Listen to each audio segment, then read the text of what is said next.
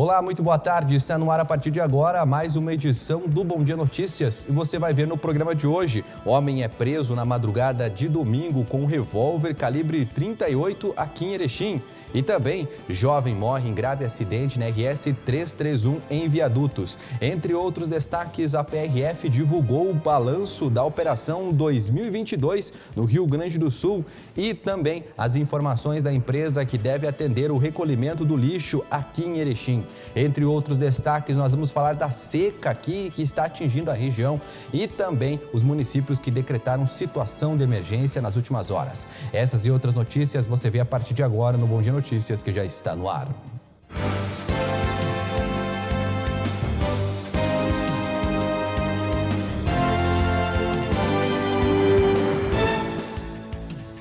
Muito boa tarde, meu amigo, boa tarde, minha amiga. Seja bem-vindo, bem-vinda ao nosso Bom Dia Notícias. Obrigado pelo carinho da sua audiência, você que nos acompanha de segunda a sexta-feira com as informações de Erechim do Alto Uruguai Gaúcho.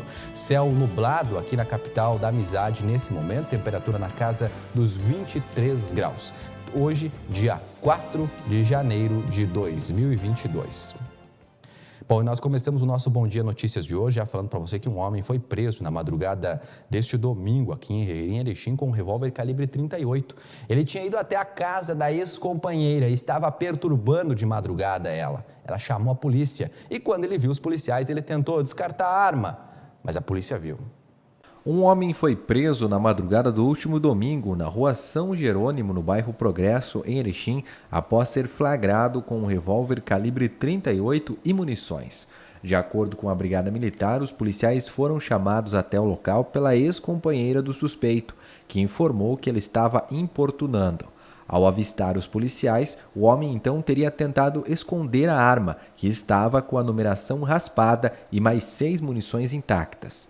O suspeito foi levado para a delegacia e logo após ao presídio estadual de Erechim. E olha, um jovem morreu em um grave acidente na RS 331 em Viadutos na madrugada desta segunda-feira. O acidente ainda está tendo as suas causas apuradas pela Polícia Civil. Um jovem de 24 anos morreu na madrugada desta segunda-feira em um grave acidente na RS 331 em Viadutos. De acordo com a Brigada Militar, Giovanni Matheus Bandurska conduzia um veículo modelo Ford Corcel no sentido Gaurama Viadutos e, por razões desconhecidas, acabou saindo da pista e capotando. Com a força do impacto, Giovanni foi arremessado para fora do veículo, vindo a falecer no local. O acidente foi registrado pelo Comando Rodoviário da Brigada Militar. E olha, um engenheiro natural de Aratiba, aqui na região do Alto Uruguai, matou a esposa a tiros em frente à babá e também a filha do casal de apenas 10 anos. O crime ocorreu na virada do ano, no dia 31, na última sexta-feira, na Bahia, na cidade de Porto Seguro, na Bahia, onde o casal estava residindo há apenas 60 dias. Veja. O engenheiro Regis Amauri Kruzinski, de 42 anos, natural de Aratiba, foi preso com 3 armas e munições na noite da última sexta-feira, 31. Ele é suspeito de assassinar a tiros a esposa Juliana de Freitas Alves, de 41 anos. O crime ocorreu na orla norte da cidade de Porto Seguro, na Bahia. De acordo com a Polícia Civil, o homicídio teria sido presenciado pela filha do casal, de apenas 10 anos, e por uma babá da família. O engenheiro teria sido encontrado em uma rua próxima, com sangue nas roupas. Em seu depoimento, segundo a polícia, ele teria confessado o caso, além de ter atirado contra a própria perna. A polícia também fez buscas na residência do casal e apreendeu uma pistola calibre 380, um revólver 357, uma espingarda calibre 12, além de 183 munições de calibres variados. Bom, e o incêndio acabou destruindo uma casa em Maximiliano de Almeida. Olha, uma casa de madeira foi destruída por um incêndio na tarde desta segunda-feira em Maximiliano de Almeida. Segundo os bombeiros voluntários, a residência ficava na comunidade de Linha Ipira e ficou completamente destruída devido à força do fogo. No local moravam 3 crianças de 2, 4 e 6 anos. O fogo iniciou logo após a mãe e as crianças deixarem o local. O homem estava no trabalho. Ninguém se feriu. Ainda segundo informações, a Brigada Militar conduziu a mulher para depoimento para tentar esclarecer as causas do incêndio. Os bombeiros utilizaram cerca de 6.000 litros de água para fazer o rescaldo e evitar novos focos aí lá no local, né? Uma pena esse caso, uma tragédia aí, uma família que fica sem casa. E olha, 2 adolescentes e um homem foram presos arremessando celulares no presídio aqui de Erechim. Olha, foi nessa segunda-feira quando uma guarnição da Brigada Militar que se encontrava próximo ao presídio aqui de Erechim avistou 2 homens arremessando objetos para o interior da casa prisional. Prontamente, a dupla foi abordada, sendo constatados que ambos eram 2 menores. Os objetos foram apreendidos, sendo eles 3 porções de maconha e um aparelho celular, além de um carregador de celular. O veículo utilizado por eles, um modelo Fiat Uno, fugiu do local, sendo realizado de imediato um cerco policial. O carro só conseguiu ser abordado na RS 135, próximo a Sertão, O condutor, de 50 anos de idade, e 2 menores foram levados para a delegacia, onde foram realizados todos os procedimentos cabíveis desta ocorrência. E olha, um homem foi preso com um revólver e quase R$7 mil em dinheiro em Campinas do Sul.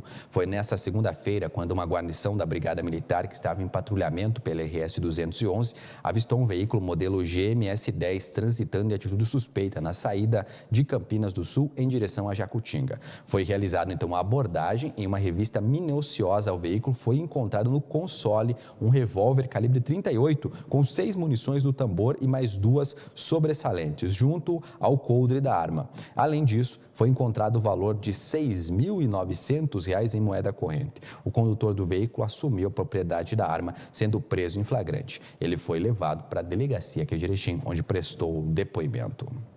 E olha, a Polícia Rodoviária Federal divulgou o balanço da Operação Ano Novo 2022 aqui para o Rio Grande do Sul. Neste ano foram mais abordagens e mais gente presa dirigindo embriagada. Veja. A Polícia Rodoviária Federal divulgou nesta segunda-feira os números da Operação Ano Novo no Rio Grande do Sul. Comparada à virada anterior, houve um aumento da fiscalização e uma redução no número de mortos e feridos. De acordo com a PRF, houve um aumento na fiscalização de 272% em veículos fiscalizados, além de também crescimento no número de testes do bafômetro. Foram 2.033% a mais. E das autuações, 79% a mais em comparação à virada de 2020 para 2021. Um destaque especial também para as autuações de motoristas embriagados ou que se recusaram a realizar o teste do bafômetro, um aumento de 112%. Também foram presas 27 pessoas nas rodovias federais do estado, que eram procuradas pela Justiça ou estavam cometendo crimes, como o tráfico de drogas e outros crimes. Agora a gente fala sobre a situação da coleta do lixo aqui de Erechim. Olha, a Prefeitura deve divulgar nos próximos dias a empresa vencedora do contrato que vai realizar o contrato para o recolhimento do lixo. O contrato deverá ser feito de forma emergencial. A Prefeitura de Erechim deverá assinar até a próxima quarta-feira o contrato emergencial com uma nova empresa que fará o recolhimento do lixo em Erechim. A Engesa, responsável pelo serviço, rescindiu o contrato no dia 30 de dezembro do ano passado. Desde então, o município vem realizando a coleta com caminhões próprios para evitar transtornos à comunidade. O nome da nova empresa que será contratada ainda não foi divulgado de forma oficial pela Prefeitura. Nós vamos para o site do Jornal Bom Dia porque tem uma nova informação referente a essa questão da coleta do lixo aqui em Erechim. Olha, o município diz que já tem uma nova empresa para assumir o contrato. A contratação em caráter emergencial deve ser regularizada dentro dessa semana. Olha, a Prefeitura de Erechim, em uma resposta rápida, realizou a contratação da empresa Caroldo em caráter emergencial, podendo ser até 180 dias para fazer a coleta do lixo aqui no município. A nova empresa já deve iniciar o trabalho nessa semana, mas deve levar aí pelo menos mais 7 dias para que o serviço da coleta de lixo se normalize. A empresa Caroldo foi contratada e já deve prestar o serviço para o município na questão de que ela já presta serviço de varrição e roçada. Segundo o secretário, ela vem com uma estrutura que já estava modelando para a nova licitação, basicamente na mesma sistemática do coleta porta a porta que já vinha sendo realizado. Mais informações está no site do jornalbomdia.com.br de hoje e também na edição impressa. Portanto, a empresa Caroldo, que já faz aí, os funcionários fazem a varrição das ruas, a poda das árvores em geral, vai assumir também a coleta do lixo aqui em Erechim, Vamos aguardar, precisa acontecer de forma rápida essa situação, porque o lixo na rua é transtorno para a população. Bom, agora a gente vai falar da falta de chuvas. Olha, a falta de chuvas provocou mais cidades do Alto Uruguai Gaúcho a decretarem situação de emergência. Ontem foi a vez de Centenário. Antes de Centenário, outras 4 cidades já vinham pedindo socorro. Veja. Mais 4 cidades do Alto Uruguai decretaram situação de emergência nos últimos dias devido à estiagem. Em Itatiba do Sul, o decreto foi publicado no dia 30 de dezembro. De acordo com a Emater e a Defesa Civil Municipal, o prejuízo causado na agricultura do município deverá superar a casa dos 21 milhões de reais. Segundo a Prefeitura, 45 famílias estão recebendo o transporte de água, que é feito por caminhões-pipa, sendo utilizada principalmente para o consumo animal. Também no dia 30, Barão de Cotegipe publicou seu decreto. Segundo a Prefeitura, a situação da estiagem afeta principalmente as áreas rurais do município, onde famílias precisam receber o transporte de água potável. O prejuízo financeiro calculado nas lavouras de soja, milho e bacilha leiteira ultrapassam os 42 milhões de reais. Também no dia 30, a Prefeitura de São Valentim divulgou o seu decreto de emergência. Conforme a Prefeitura, a estiagem já prejudicou 25% da cultura da soja, 58% do milho, 70% do milho para silagem e 30% da uva, além de uma perda aproximada em 289 mil litros de leite, chegando a um total de quase 24 milhões de reais em prejuízo. Nesta segunda-feira, o município de Centenário publicou o seu decreto de emergência devido à escassez de água. Conforme um levantamento realizado pela Emater nas lavouras do município, foram constatadas perdas nas culturas de milho, grãos e silagem, soja, erva-mate, bovinocultura, horticultura e fruticultura. Avalia-se que o impacto econômico deve ultrapassar a casa dos 20 milhões de reais em diversos setores da produção primária. Segundo a Prefeitura, 59 famílias estão recebendo o abastecimento de água através de caminhão-pipa. Além desses municípios, na semana passada, as cidades de Ponte Preta, Barra do Rio Azul e Aratiba já haviam também decretado situação de emergência devido à estiagem no Alto Uruguai. Olha, e toda essa questão das cidades pedindo socorro, ontem à tarde provocou uma reunião na AMAL com a FAMURS para buscar soluções sobre essa estiagem. É destaque também no site do jornal bomdia.com.br. Olha, o presidente da AMAL, o prefeito de Erechim, Paulo Polis, e os vice-presidentes da entidade, Neninho Florec, de Centenário, e Beto Bordim, de Jacutinga, preocupados com a situação da estiagem na região, realizaram uma reunião virtual nesta segunda-feira com o presidente da FAMURS e o prefeito, que é prefeito de São Borja, Eduardo Bonotto, para discutir alternativas capazes de minimizar os estragos da seca.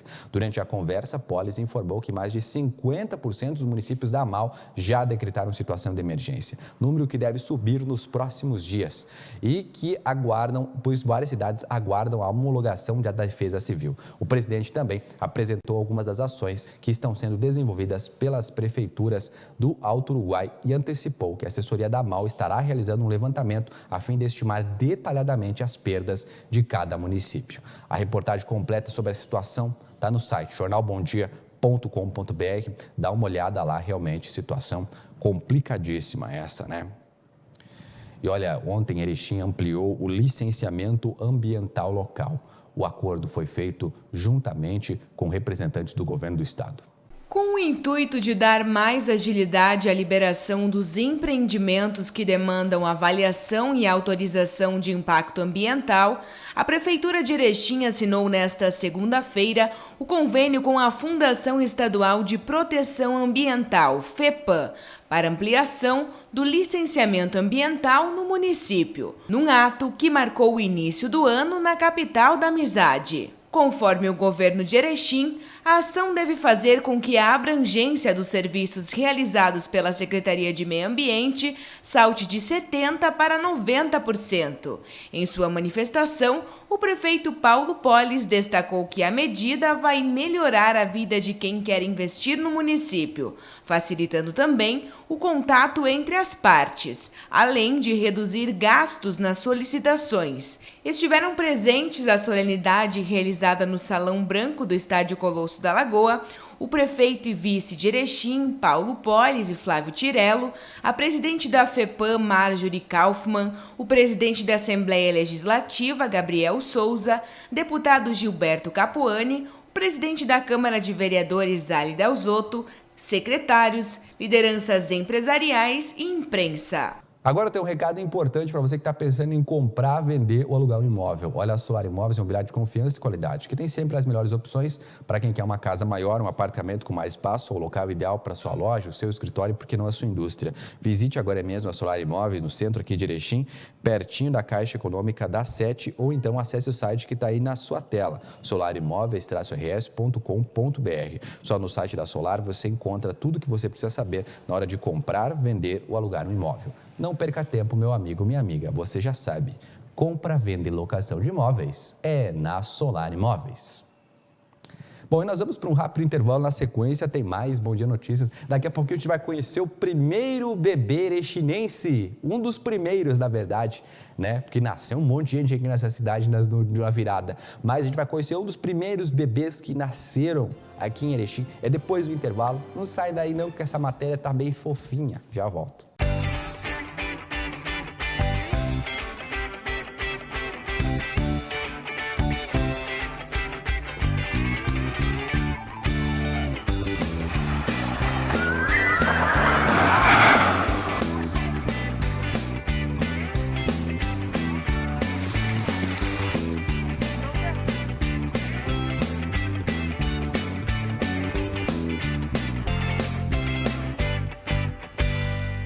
O Bom Dia agora tem rádio. Acesse www.jornalbomdia.com.br para escutar a nossa programação.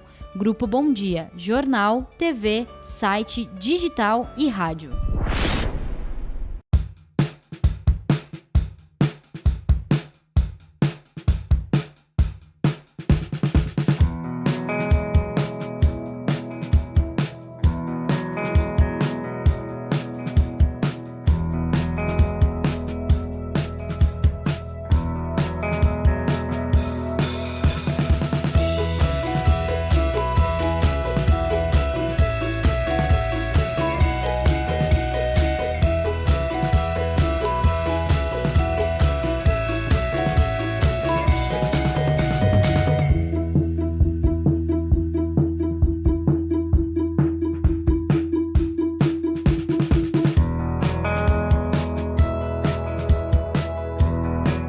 Todos têm um motivo para ter Unimed.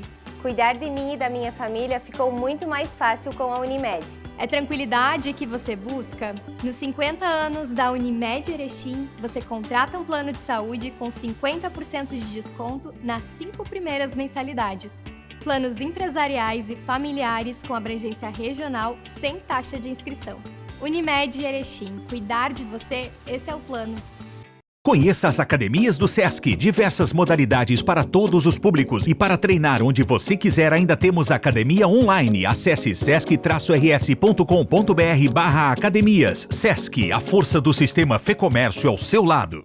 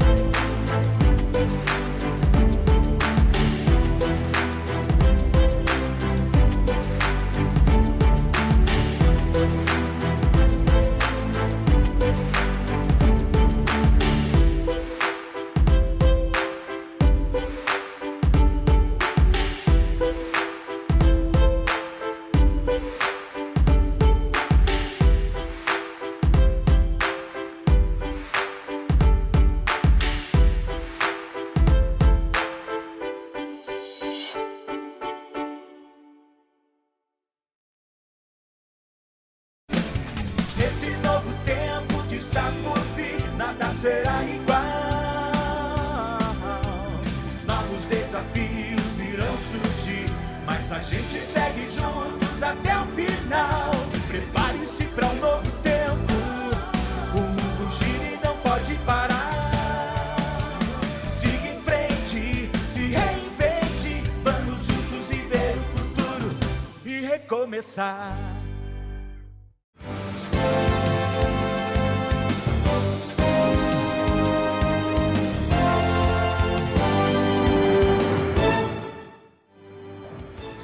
Estamos de volta com o nosso Bom Dia Notícias. Obrigado pelo carinho da sua audiência. E agora a gente vai mostrar para você um dos primeiros bebês que nasceram aqui em Erechim em 2022. Quem conta a história para a gente é a Ragnara Zago. Um dos primeiros bebês a nascer no ano de 2022 em Erechim é um menino. Ele chegou ao mundo após um parto normal, com 48 centímetros e 2,6 kg no Hospital de Caridade de Erechim. Foi uma experiência totalmente nova que eu nunca pensei em passar, mas foi muito gratificante e agora a gente olha para ele e só vê felicidade. O erechinense esperou a mamãe comemorar a virada do ano e às 4 da manhã deu os primeiros sinais de que queria ver a vida pelo lado de fora. As 40 semanas fechava no dia 20 de janeiro. E aí a gente passou o ano novo, comemoramos, fomos dormir umas 2 da manhã. Quando deu 4h30, eu senti que saiu o tampão e comecei com contração. Aí eu tentei fazer alguns métodos farmacológicos em casa e aí eu aguentei até às 7 da manhã. Às 7 da manhã eu vim pro hospital. E eu tava com 2 dedos de dilatação. Aí fiquei aguentando mais um pouquinho, o doutor veio, a minha bolsa não tinha estourado, daí ele pediu pra gente estourar, pra ver se o líquido tava tudo certo. Tava tudo certo, deu mais 1h30 por aí. Aí eu comecei a sentir muita vontade de fazer força e ele veio.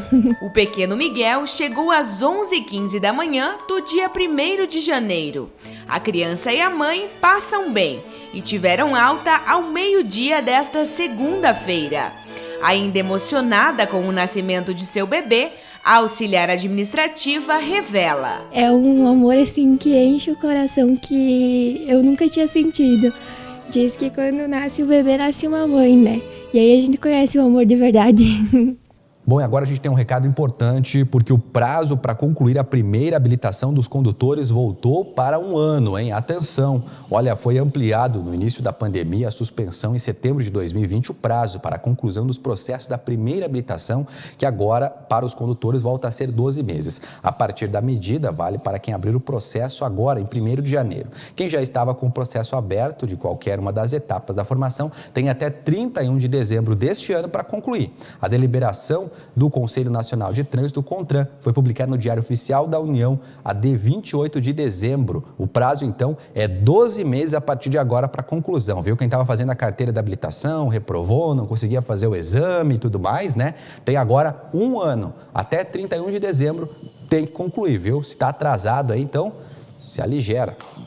Bom, também é destaque no site do Jornal Bom Dia que o Enem será reaplicado dos dias 9 e 16 de janeiro. Olha, o Exame Nacional do Ensino Médio será reaplicado nos dias 9 e 16 de janeiro para os candidatos que fizeram a solicitação ao Instituto Nacional de Estudos e Pesquisas Educacionais Anísio Teixeira, o INEP. O órgão é responsável pela prova. Os casos nos quais a reaplicação é permitida são específicos e não valem para todos os candidatos. Entre as situações, a modalidade é destinada aos candidatos que não fizeram a prova em novembro por estarem com sintomas de doenças contagiosas como a Covid-19 e que tiveram problemas logísticos ou de infraestrutura, além de outras ocorrências que impossibilitaram a realização do exame na data que foi destinada a todos os candidatos. A reportagem completa está no site jornalbomdia.com.br, acessa lá, tá bom? E olha, o vice-prefeito Flávio Tirello está como prefeito em exercício. Ele assumiu o cargo hoje. Olha, no fim da tarde dessa segunda-feira, na verdade assumiu ontem, né? O prefeito Paulo Polis assinou a ata de transmissão de cargo ao vice-prefeito Flávio Tirello. O chefe do Poder Executivo está em férias até o dia 17 de janeiro, quando retorna ao cargo. Em sua fala, o prefeito em exercício, Flávio Tirello, disse que eu e nossa equipe de governo seguiremos empenhados com os novos projetos necessários para o desenvolvimento da nossa cidade. O ano já começou intenso e nós daremos continuidade aos nossos trabalhos. É o que destacou aí o prefeito, que fica em exercício até o dia 17, Flávio Tirello, tá bom? E nós vamos agora ao comentário do Igor Miller. Te liga porque a opinião você também vê aqui.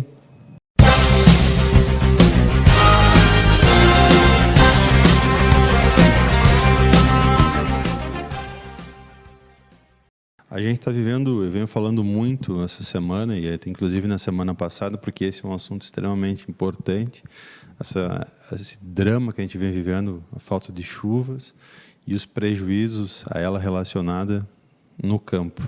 E que amanhã vão se traduzir também em problemas sérios e prejuízos na cidade. E uma reflexão, acho necessária, que é preciso fazer, eu tinha falado em outro comentário também, é justamente achar maneiras de lidar com esse problema que fujam dos modelos tradicionais. Acho que esse é um ponto interessante. Tem que fugir da abordagem tradicional nesse caso.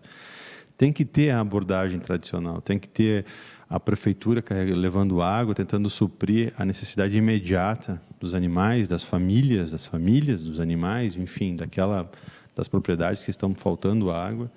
Tem que ter essa intervenção, tem que ter a perfuração, enfim, tem que ter toda uma abordagem imediata para lidar com o problema. Isso é importante. Mas também é necessário ter uma visão mais abrangente do assunto. E isso se resume a lidar com a água.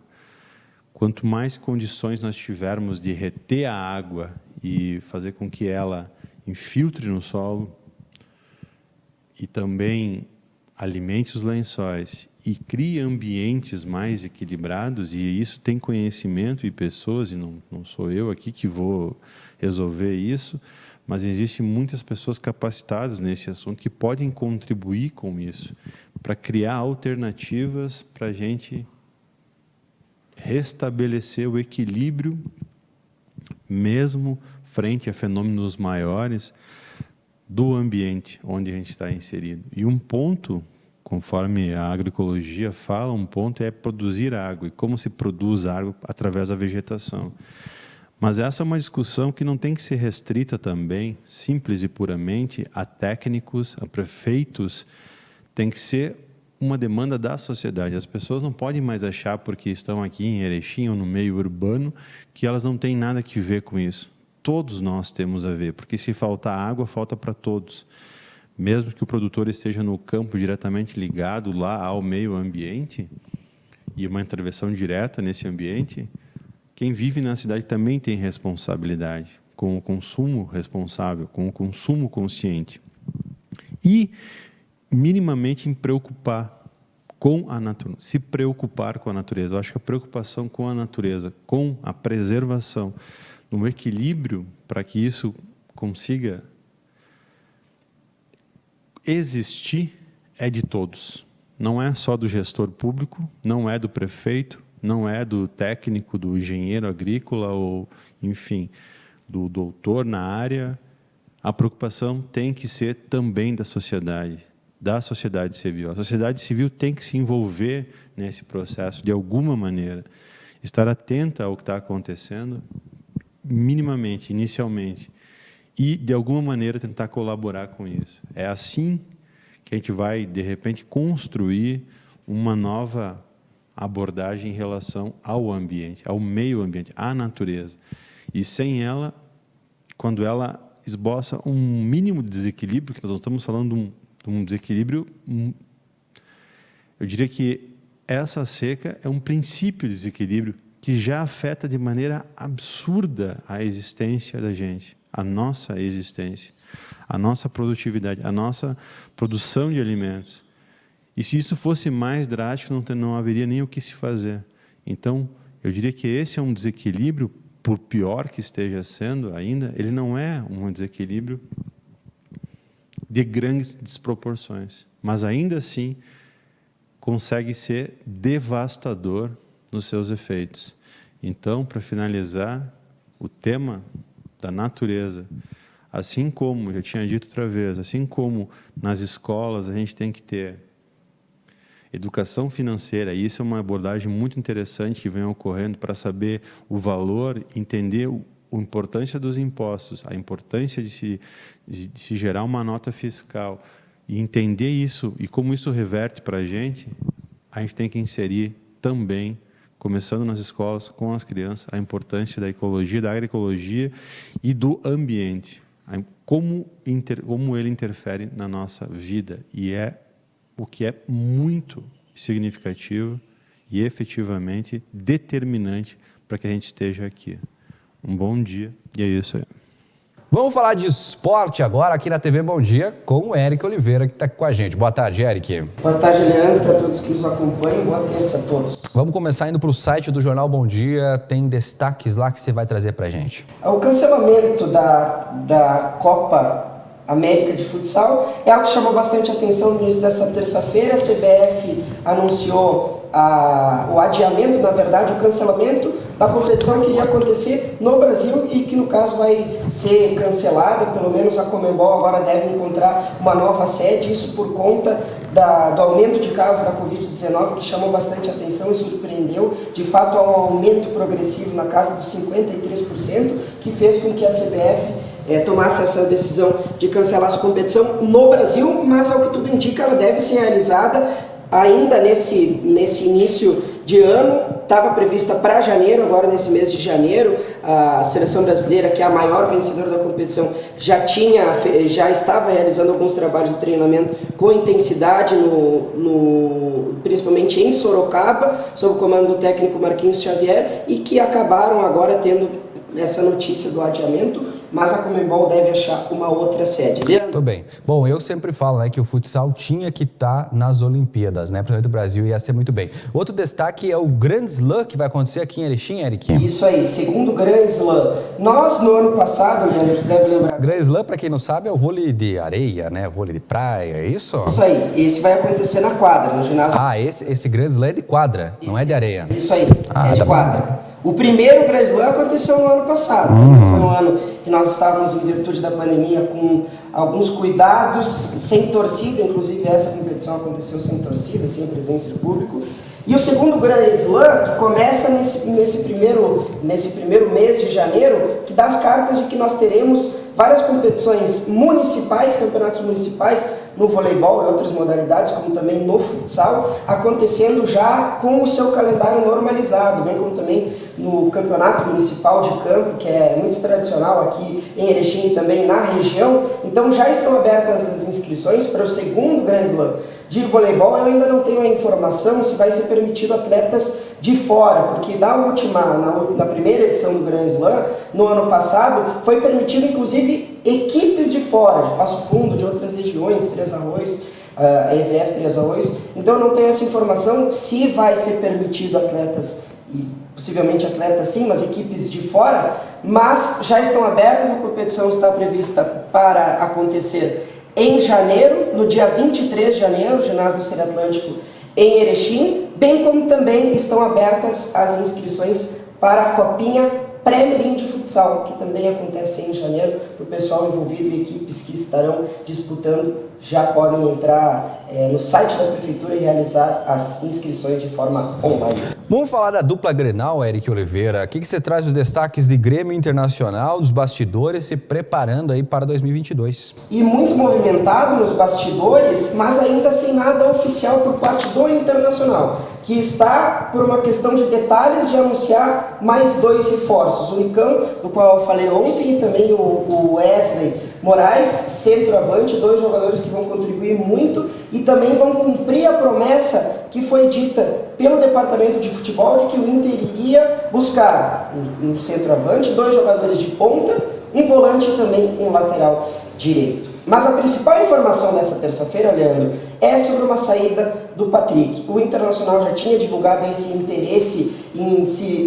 liberar o jogador, em se livrar de alguns nomes, e o Patrick era um desses. tendo em vista que na última temporada foi bastante abaixo, até com alguns problemas físicos do Patrick, e acabou nessas últimas rodadas tendo um desempenho bem abaixo do que se esperava, até mesmo do que foi o Patrick em anos anteriores aqui no Internacional, e o seu empresário, o staff do jogador já estava mais ou menos que negociando com algumas outras equipes, e o São Paulo demonstrou um interesse, e o Lisiero pode ser uma opção, ao que tudo indica. O Internacional deve fazer uma troca do Patrick indo para o Tricolor Paulista e o Lisiero vindo para o Internacional. Estamos dois jogadores que jogam em posições distintas. O Patrick é um jogador que joga pela ponta, com essa característica de ir ao fundo, arrastar a marcação pelo lado esquerdo, joga com a perna esquerda. E o Lisiero, que está no São Paulo, é jogador de São Paulo, 23 anos, é um volante de ofício, joga pelo lado esquerdo, poderia, juntamente com o Rodrigo Dourado,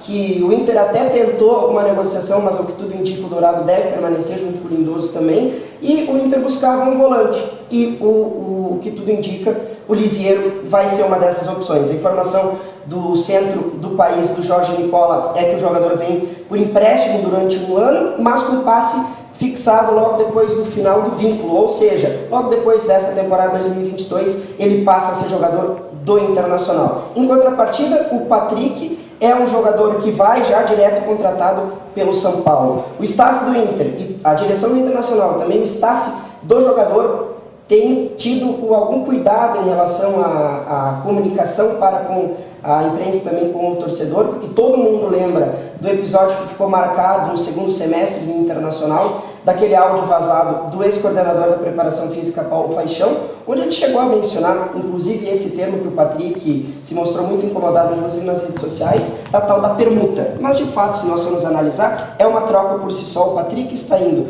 para o São Paulo e o Lisiero deve chegar, pelo menos, ainda não tem nada oficial, mas tão em breve o Inter deve fazer anúncios de Nicão e também do Wesley Moraes, centroavante. E o Tricolor, hein?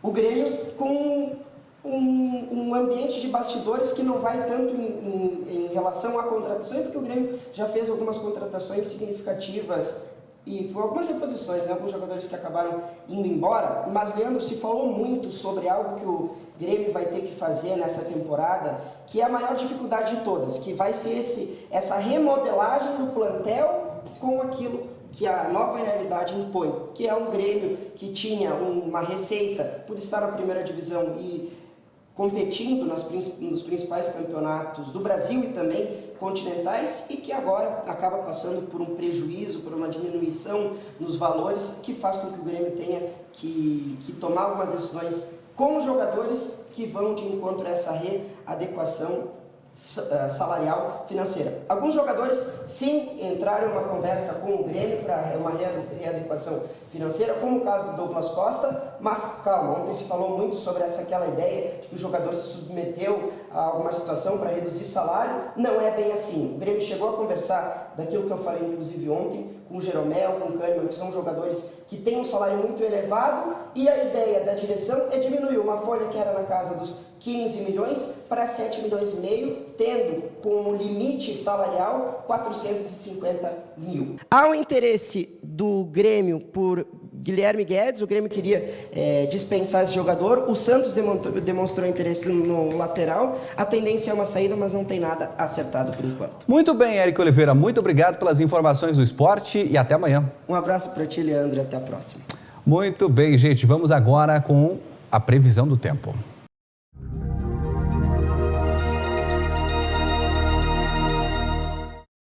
Oi, gente, vamos conferir a previsão do tempo para a região do Alto Uruguai Gaúcho nesta terça-feira.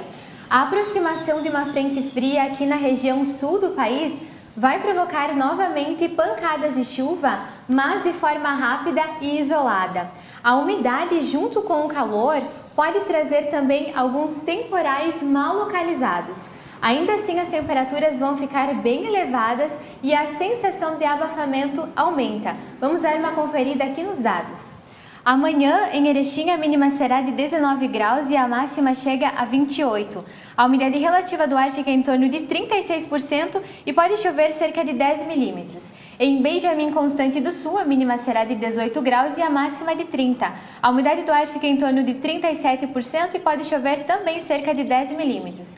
Em Severiano de Almeida, a mínima será de 20 graus e a máxima de 32. A umidade do ar fica em torno de 33% e pode chover também, cerca de 10 milímetros. Nós lembramos para você que mais informações sobre a previsão do tempo você acompanha durante a nossa programação. Muito bem, meu amigo, muito bem, minha amiga. O Bom Dia Notícias de hoje fica por aqui. Você pode rever esses e outros programas no site www.tvbomdia.com. Uma ótima terça-feira para você, tudo de bom. E amanhã, ao meio-dia, eu te encontro aqui com mais notícias de Erechim e do Alto Uruguai. Até lá!